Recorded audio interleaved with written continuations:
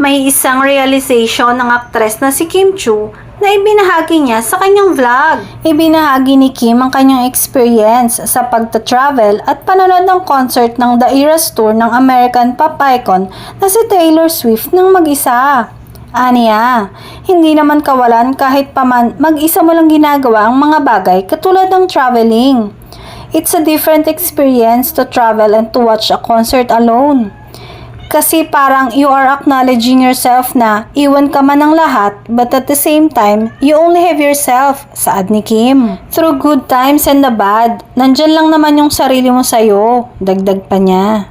Matatandaan na ibinahagi ni Kim sa kanyang mga social media platforms ang pagpunta niya sa Singapore para manood ng naturang concert.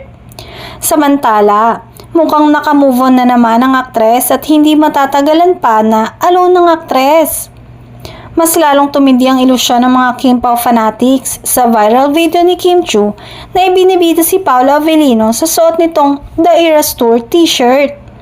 Kabilang sa video na ipinakita ni Kim sa kanyang vlog ang aktor na si Paolo. Pinagpiestahan sa Twitter ang mga reels ni Kim kung bakit nga naman ginagamit ni Paolo ang t-shirt ni Kim.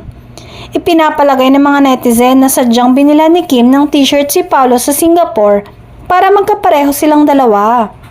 Nachichismis kasi na nagkakamabutihan na ang dalawa, lalo't muling nagpartner ang dalawa sa lalabas nilang bagong serye na What's Wrong with Secretary Kim.